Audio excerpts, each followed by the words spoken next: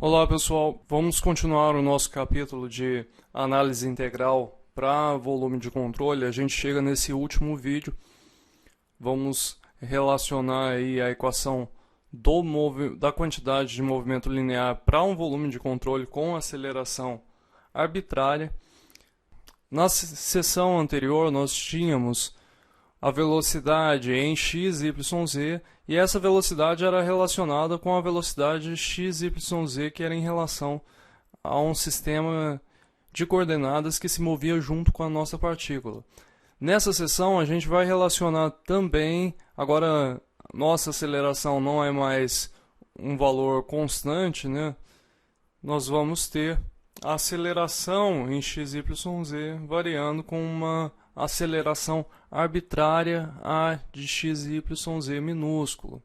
Vamos considerar aqui o nosso referencial não inercial. Então nós temos um observador que vai estar aqui no ponto, no zero meu desse eixo x, y, z positivo. A nossa partícula está se movendo aqui. E a gente tem um segundo observador que ele está caminhando junto com um outro eixo de coordenadas para uma outra direção. Nesse caso, a velocidade relativa da partícula vai ser a derivada do meu vetor posição com relação à coordenada t. O meu vetor x é a soma vetorial de dois vetores, o vetor r mais o vetor r'. O vetor r é a posição do meu sistema de coordenadas não inercial x, y, z minúsculo em relação ao sistema inercial, e o vetor r' é a posição da partícula com relação ao referencial inercial. Isso vai nos dar a nossa velocidade de translação aqui. Lembra que quando nós pegamos no subitem anterior a partícula e colocamos em cima do referencial não inercial e caminhamos com isso, a gente tem a nossa velocidade relativa RF. Mas nesse caso aqui aparece uma segunda velocidade, que é a velocidade devido ao vetor posição R com relação ao meu tempo t. Nós devemos tomar cuidado para derivar esse vetor R com relação ao t, porque nesse caso aqui, os meus vetores unitários eles também são função do tempo. Então vai aparecer no nosso problema aqui a derivada desses vetores unitários com relação ao tempo. Da dinâmica, nós vamos ter que ômega, velocidade angular vetorial r, vai ser dado por x d izinho com relação a dt, mais y dj com relação a dt, mais e dk com relação a dt. Se nós observarmos, esses termos são esses termos que nós temos aqui. Portanto, a derivada de r com relação a t vai ser o quê? Vai ser a minha velocidade com relação ao referencial x, y, z.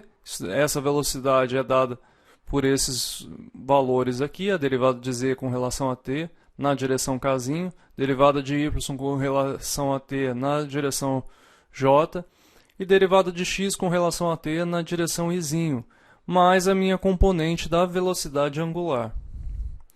Assim, o que a gente tem? Que o meu vetor velocidade x, y, z, ou seja, o vetor velocidade em relação ao sistema meu de coordenadas inercial, ele é dado por um vetor de velocidade relativa do sistema x, y, z em relação ao meu sistema inercial x, y, z maiúsculo, mais um vetor de velocidade x, y, z, ou seja, a velocidade da partícula em relação ao meu sistema x, y, z, mais um componente da velocidade angular da minha partícula em relação ao meu sistema de coordenadas x, y, z minúsculo. Se nós derivarmos essa equação 3.36 com relação ao tempo, a gente obtém a equação da aceleração da partícula com relação a x, y, z. Fazendo isso, eu não vou fazer toda a derivada aqui para vocês, que senão vai gastar muito tempo e a gente não tem necessidade de fazer isso daí. Nós vamos obter essas componentes. Vou descrever cada componente para vocês. O A de x, y, z é a aceleração com relação ao meu referencial inercial. Essa aceleração com relação ao referencial inercial vai ser dada pela aceleração retilínea absoluta da origem do meu sistema de referência móvel, x, y, z, em relação ao sistema de referência fixo, x, y, z, o sistema meu que é o sistema inercial. A aceleração A, x, y, z minúsculo é a aceleração retilínea de uma partícula relativa ao referencial móvel. Essa seria a aceleração que, se nós colocássemos um observador em cima do sistema móvel x, y, z, seria a aceleração que ele estaria vendo da partícula. Além disso, nós temos a componente 2ωw, vetorial velocidade em x, y, z minúsculo, que é a aceleração nossa de Coriolis, que é a aceleração devido ao movimento da partícula dentro do referencial móvel x, y, z. Além disso, nós temos também a aceleração centrípeta devido à rotação do referencial móvel. E mais a componente da aceleração tangencial devido à aceleração angular do referencial móvel x, y, z. Aplicando a equação geral, a gente vai obter essa nova expressão para a nossa segunda lei de Newton, ou a nossa equação geral da quantidade de movimento para um volume de controle que tem uma aceleração arbitrária. Então, vai aparecer a gente tinha a integral apenas da aceleração com ρdv, a gente substitui a integral da aceleração por essa expressão aqui e faz a integração em cima do nosso volume de controle. Eu estou mostrando aqui porque essa é a formulação mais geral que a gente pode ter da segunda lei de Newton para o volume de controle. É importante vocês saberem disso. Eu não vou colocar nenhum exemplo disso porque dá muito trabalho para fazer isso. Portanto, a gente não vai ter nenhum exemplo disso na nossa prova. Tá? Vocês não vão precisar resolver isso na prova, mas vocês precisam saber a teoria disso daqui. Tá certo? Vamos partir então para o princípio da quantidade de movimento angular. O princípio da quantidade de movimento angular, a gente viu que é dado pela derivada da quantidade total de movimento angular do nosso sistema, e o T aqui é o nosso torque exercido sobre o sistema pela nossa vizinhança. O torque, ele vai ser que é aplicado por um sistema, ele pode ser escrito desse jeito aqui, que são a soma de três componentes: a componente das forças superficiais, componente devido à gravidade, mais a componente devido às forças de eixo que atravessam o meu volume de controle. A quantidade de movimento angular do meu sistema, ela vai ser dada pela integração do meu vetor posição vezes a minha velocidade vezes o diferencial da minha massa sobre a massa total do meu sistema, integrado aí na massa total do meu sistema, que é igual à integral de ρ vetorial v, que multiplica ρ dv sobre o meu volume de controle ou volume do meu sistema. Se nós aplicarmos a equação do teorema do transporte de Reynolds usando n igual a h e eta igual a r vetorial v, nós vamos obter essa nova expressão aqui para a quantidade de movimento angular do meu sistema.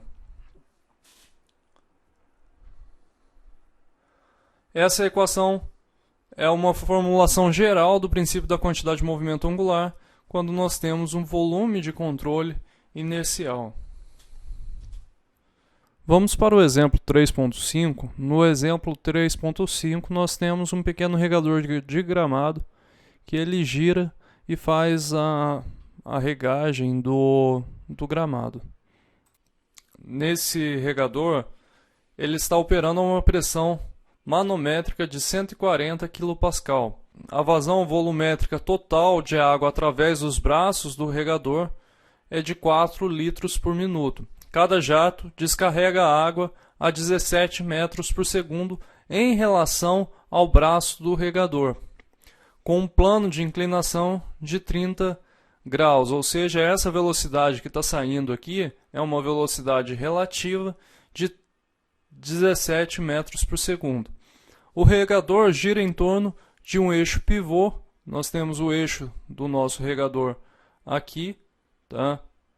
E o regador está girando com uma velocidade angular em relação ao meu eixo vertical. O atrito do pivô causa um torque de oposição à rotação de 0,18 Newton por metro, ou seja, se a rotação está sendo nesse sentido, a gente tem no sentido contrário aqui. Nesse sentido aqui, nós temos um torque igual a 0,18 newtons por metro. Eu vou chamar um torque de atrito, tá? Avalie o torque necessário para manter o regador estacionário, ou seja, nós queremos encontrar um torque que vai contrabalancear o torque gerado pela velocidade que está saindo do braço, de cada braço do regador. Para a resolução, então, para resolver o exemplo 3.5, nós vamos aplicar a equação da quantidade de movimento angular usando um volume de controle fixo ao redor dos braços do regador. O volume de controle nosso ele está determinado por essa linha tracejada. Então, nós temos aqui o nosso eixo também, o eixo Z e o eixo R. Aqui está o nosso volume de controle. Para cima é o eixo Z e para o lado o eixo R. Tá? A equação básica que nós vamos usar é o teorema do transporte de Reynolds para a quantidade de movimento angular. Então R vetorial as forças de superfície, integral de RG ρ dV mais o torque de eixo. Isso tem que ser igual à derivada com relação a T do volume de controle, RV ρ dV, mais a integral sobre a superfície de controle de RV ρ V dA. O que nós vamos assumir para resolver esse problema? Lembrando que tudo é vetorial aqui, tá? Então, o que nós iremos assumir para resolver esse problema? Nós vamos, primeiramente, desprezar o torque devido às forças de superfície, pois as forças de superfície elas vão acabar gerando torque, mas a gente despreza esse torque. Estamos desprezando também o atrito que vai gerar essa força de superfície. Vamos adotar regime permanente. Além disso, vamos usar também escoamento uniforme na saída de cada jato. Então, assumimos que o escoamento sai uniformemente de cada jato. E por último, vamos assumir que o torque, devido às forças gravitacionais, ele pode ser desprezado em razão da simetria que a gente tem nos braços do regador. Então, o primeiro termo aqui vai ser zero por causa da condição 1. que não tem forças, desprezamos as forças de atrito. O termo do regime transiente é zero e o termo da gravidade também é zero, já que a gente fez a consideração 4. Portanto, o que nós temos é que menos o torque de eixo, que multiplica IZ, porque a gente sabe que o torque de eixo está na direção IZ, vai ser integral sobre a superfície de controle de RV ρ v dA. Isso é igual a R vezes velocidade da entrada menos o ρ Q mais 2, porque eu tenho duas saídas, né? Então 2 vezes R vezes V, só que é essa do jato, já estamos trabalhando com jato, que multiplica meio de ρ vezes Q. O R vezes V da entrada, ele vai ser nulo, porque a gente tem a entrada, a velocidade na entrada igual no mesmo sentido do meu eixo Z. A velocidade absoluta do jato, ela, na saída do regador, ela vai ser dada por a velocidade relativa do meu jato, tá? Que vai multiplicar o cosseno do ângulo alfa, isso na direção iθ, mais o seno de alfa na direção IZ. Agora podemos fazer o produto vetorial, R vetorial VZ, tá? Então vamos então fazer o produto vetorial.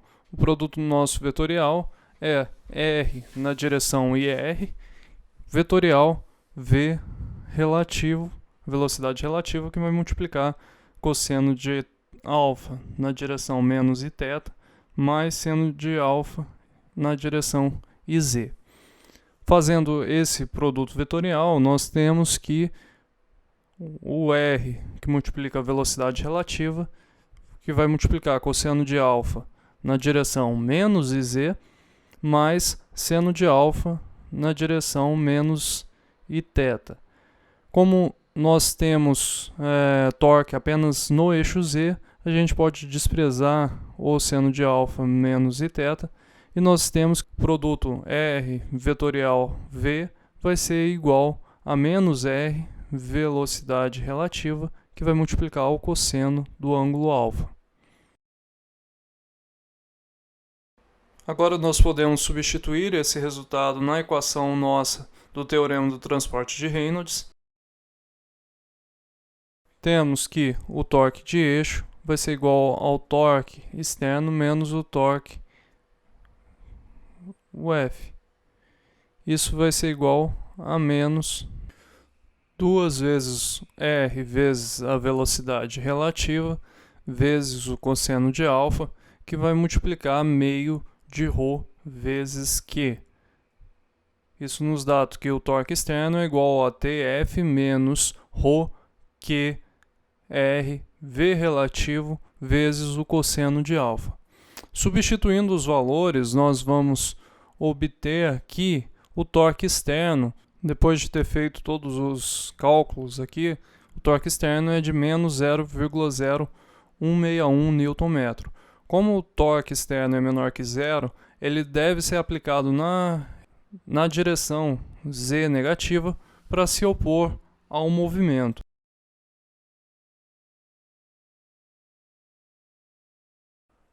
Agora que nós já vimos quase tudo, nós vamos entrar no último tópico desse capítulo, que vai nos dizer sobre a primeira lei da termodinâmica. A formulação da primeira lei na forma de taxa, ela vai ser descrita dessa maneira. A diferencial inexata de Q menos a diferencial inexata de trabalho vai ser igual à variação da energia total do meu sistema. Nós podemos escrever também em forma de taxa dessa maneira aqui. A energia total do nosso sistema, ela é definida como energia do sistema é igual à integral da energia específica vezes a diferencial de massa sobre a massa do meu sistema, ou nós podemos integrar isso com relação, fazer E ρdV com relação ao nosso volume do sistema. A nossa energia específica, nós vimos que ela era dada por isso daqui, ou seja, energia interna por unidade de massa, mais energia cinética por unidade de massa, mais energia potencial por unidade de massa. Se a gente fizer N igual a E e eta igual a Ezinho, nós podemos fazer uma transformação de sistema para volume de controle pelo teorema do transporte de Reynolds. No tempo T0, o volume de controle ele se coincide e vai ser dado por Q ponto menos W ponto do sistema igual a Q ponto menos W ponto do volume de controle. Portanto, para o volume de controle, nós podemos falar que a quantidade de calor que está deixando o meu sistema menos o trabalho que está entrando no meu sistema, sendo produzido pelo meu volume de controle, vai ser igual às minhas integrais do teorema do transporte de Reynolds. Já a taxa de trabalho realizada por um volume de controle, ela pode ser escrita dessa maneira aqui. Você tem uma componente do trabalho de eixo, uma componente do trabalho normal, uma componente devido ao trabalho de cisalhamento e uma componente devido a outros trabalhos que vão estar incidindo sobre o seu volume de controle. Então nós temos as descrições aqui para vocês verem, tá? Os outros trabalhos são associados a forças externas atuando no volume de controle. Já o trabalho realizado por tensões normais, como que nós podemos definir eles? Da definição de trabalho, o trabalho pode ser escrito como força dividido por derivada da posição com relação ao tempo ou força vezes velocidade. A taxa de trabalho realizada num elemento de área da superfície do volume de controle por uma força normal vai ser dada por derivada da força normal vezes a velocidade ou sigma nn, tensão normal, vezes a área normal, a diferencial de área, vezes a minha velocidade. Portanto, a minha taxa de trabalho normal vai ser menos a integral de sigma nn v dA. Por que menos? Uma vez que o trabalho para fora através da superfície de controle é o negativo do trabalho feito sobre o volume de controle, a taxa total de trabalho para fora do volume de controle devido às tensões normais vai ser negativa. Então por isso que aparece esse menos no trabalho normal. Já o trabalho realizado pelas tensões de cisalhamento na superfície, ele vai ser dado pela... A gente tem que a diferencial de forças nesse caso é tal vezes dA, ou seja, tal é o vetor de tensão cisalhante atuando no plano de área dA, e a taxa de trabalho total do volume de controle vai ser a integral das tensões de cisalhamento, velocidade vezes a área.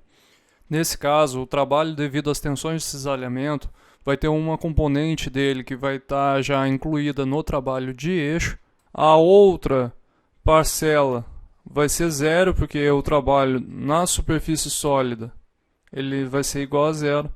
E o trabalho de portas, devido às entradas e saídas, vai ser zero quando a velocidade for perpendicular à área. Ou seja, a velocidade está entrando normal à área. Então, nos casos que a gente tem vetor velocidade perpendicular ao vetor da área, a gente também tem trabalho igual a zero. Os outros trabalhos que podem ser associados no nosso problema são os trabalhos de campo elétrico ou magnético cruzando as fronteiras do nosso volume de controle, trabalho associado à expansão e contração do nosso volume de controle, trabalho devido a reações químicas que ocorrem no nosso volume de controle, trabalho devido à explosão que pode acontecer também. Então a gente tem esses outros trabalhos que podem ser usados na nossa equação da energia. Agora a gente tem aqui a equação da energia para o volume de controle, agora substituindo o termo de trabalho. Tá? Então nós temos essa expressão aqui que vai nos dizer a definição da equação da energia para o meu volume de controle. Se nós tivermos ρ igual a 1 sobre Ni, nós podemos passar o nosso termo do trabalho devido às tensões normais para o outro lado e a gente obtém integral de E sigma NN Ni ρ VdA. Se nós assumirmos que para sigma NN nós temos apenas a pressão termodinâmica, nós podemos desprezar, nesse caso, as tensões normais viscosas. Nós podemos dizer que, nesse caso aqui, a minha tensão normal é apenas a pressão. Nesse caso aparece E mais ρ vezes Ni. Se nós substituirmos a nossa expressão da energia específica, a equação nossa para o volume de controle vai ficar essa daqui. Vai aparecer o termo U mais P vezes Ni, que isso nada mais é do que o termo da minha entalpia. Então nós podemos ter a equação da energia em função da entalpia do meu volume de controle. Agora vamos para o último exemplo desse capítulo. Nós temos que a massa total do helicóptero, nesse caso aí é de 1000 kg. Temos uma pressão do ar, que a pressão do ar é atmosférica na saída, ou seja, a pressão aqui embaixo é a pressão atmosférica. Considerando que o escoamento é permanente e unidimensional, nós devemos tratar o ar como incompressível nas condições padrão, ou seja, a gente vai desprezar qualquer efeito de compressibilidade que possa ter devido ao rotor do nosso helicóptero e calcular para uma dada posição o helicóptero paira no ar. A velocidade do ar saindo na aeronave, ou seja, a velocidade aqui embaixo, a velocidade de saída, e a potência mínima que deve ser fornecida ao ar pela hélice, ou seja, qual que é a minha potência, desprezando as perdas por energia não mecânica. Vamos para a resolução então do exemplo 3.6. Nesse exemplo nós queremos encontrar a velocidade do ar na saída do helicóptero e também qual que é a potência necessária para manter o helicóptero parado naquela posição. Quais que são as equações que nós vamos utilizar? Esse problema é um problema mais completo um pouco, ele vai envolver mais equações. Nós vamos usar a equação da continuidade, que foi a primeira que a gente viu. Vamos utilizar também a equação da quantidade de movimento linear em Z. Então temos aqui a equação da quantidade de movimento linear em Z. Além da equação da quantidade de movimento linear, vamos utilizar também a primeira lei, a equação da primeira lei que foi aplicada, que nós desenvolvemos ela nesse último subitem. Então temos aqui a equação da primeira lei.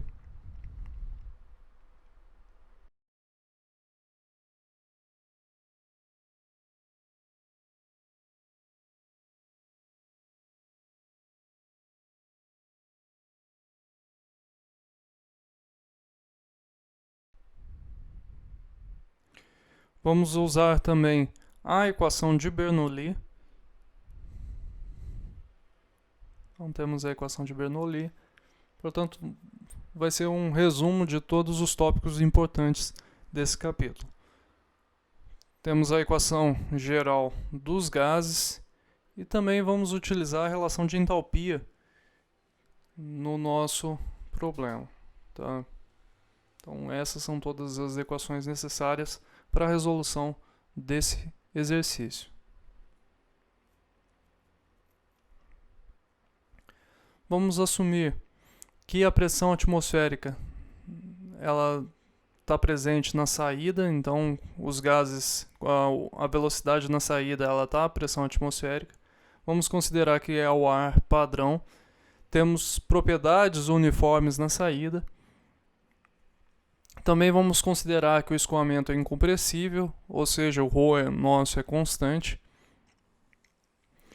Vamos assumir também que a relação PV é constante e vamos desprezar a variação de altura, ΔZ, porque ela não vai influenciar tanto no nosso resultado assim. Tá? Quais são os dados que foram fornecidos pelo problema? Temos a massa de 1000 kg, temos a pressão P de 101 kPa, temos a temperatura de 15 graus Celsius, o diâmetro D0 de 4,5, que é o externo, e o diâmetro interno de 4,25, que é o diâmetro externo. A constante do gás, do ar, no caso, é 286 Nm por quilograma Kelvin. Assim, nós podemos calcular, a partir desses dados, a área 1 e a área 2 e achar também qual que é a nossa massa específica. Para a área 1, nós temos que a área é de 15,9 metros quadrados. Para a área 2, a área 2 é equivalente a 1,72 metros quadrados. A massa específica já, dividindo P por R vezes T, dá 1,22 kg por metro cúbico. Eu vou fazer um ponto, que o ponto lá em cima meu é 1 e o ponto aqui embaixo é 2, né? Então, um ponto na saída é 2. O P, a pressão minha é de 1,22 kg por metro cúbico. Aplicando a equação da continuidade, lembrando que a gente tem, então, regime permanente, ou seja, a variação com relação ao tempo ela é zero, nós vamos ter que a integral sobre a superfície de controle de ρVdA vai ser igual a ρ V2A2 menos ρ V1A1. E isso é igual a zero. Ou seja, V1 é igual a V2 que multiplica A2 sobre A1. Então nós temos a relação entre a velocidade em 1 e a velocidade em 2. Da equação do momento, nós temos que a força de superfície em Z mais a força de campo em Z vai ser igual à derivada com relação ao tempo da integral sobre o volume de controle de W ρ dV mais a integral sobre a superfície de controle de W ρ V dA. O que acontece? Vamos olhar aqui, nós temos uma pressão que é uma pressão embaixo da asa que vai ser a pressão de sustentação nossa. Essa pressão de sustentação que vai fornecer o nosso empuxo para a nossa aeronave. Então, se eu considerar que a minha pressão logo abaixo da superfície da asa ela é P1P vezes a área, eu tenho a minha força de sustentação.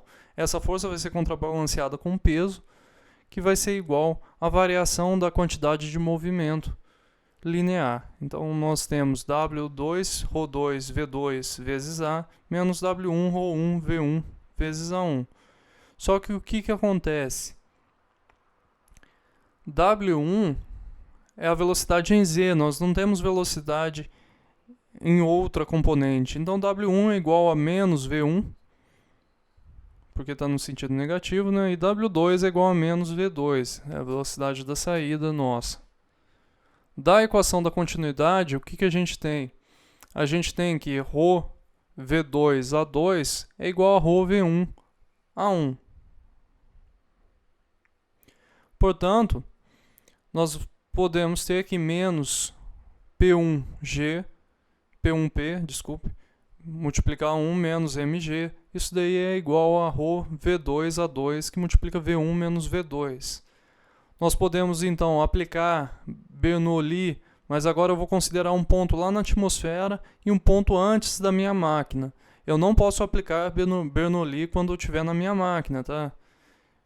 Não posso atravessar ela, mas eu posso aplicar até quase chegar nela. Aplicando Bernoulli entre a atmosfera e o ponto 1 eu tenho que a pressão atmosférica vai ser igual a P1 mais meio de ρ V1 ao quadrado. Nesse caso, eu desprezei a minha elevação. Portanto, fica P1 é igual a pressão atmosférica menos meio de ρ V1 ao quadrado. E o que é esse menos meio de ρ1 V1 ao quadrado? O que é esse menos meio de ρV ao quadrado? É o meu P1G. É a minha pressão P1P, que é a pressão de sustentação, que vai fornecer a sustentação para a minha aeronave. Podemos voltar na equação da continuidade e determinar que P1P é igual a menos meio de ρ V1 ao quadrado vezes A1. Isso é menos meio de ρ V2 A2, que multiplica V1. E que é igual a menos meio de ρ V2 ao quadrado, que multiplica A2 vezes A2 sobre A1. Então, nós temos a relação para P1P. Substituindo na equação do movimento, nós temos que meio de ρ V2 A2, que multiplica A2 sobre A1, menos mg, é igual a menos ρ V2 ao quadrado, que multiplica A2, que multiplica 1 menos V1 sobre A2. Substituindo V1 sobre V2 por A2 sobre A1, que é daquela relação que nós obtemos lá atrás, nós chegamos nessa equação aqui. Com isso, nós podemos tirar esse primeiro termo e enviar ele para o outro lado, e vai aparecer que mg é igual a ρ V2 ao quadrado, que multiplica 2, que multiplica 1 menos A2 sobre 2A1. Disso nós podemos tirar que V2 é igual a raiz de mg sobre ρ A2, que multiplica 1 menos A2 sobre 2A1. Quando nós substituímos os valores disso daí, nós vamos obter que V2 é igual a 70,3 metros por segundo. Para o cálculo de potência, a gente vai partir da primeira lei. Vamos utilizar os dados que a gente fez, as simplificações que nós obtivemos para fazer as simplificações necessárias nessa equação. Portanto, nós não temos trabalho de cisalhamento, nós não temos outros trabalhos, e a derivada com relação ao tempo nossa, ela é zero. O trabalho de eixo nosso, ele vai ser igual, nesse caso aí nós temos que Q ponto menos W ponto, WS ponto vai ser igual a integral sobre a minha superfície de controle de U mais V ao quadrado sobre 2 ρ VdA, menos o Q ponto que eu coloquei aqui, tá?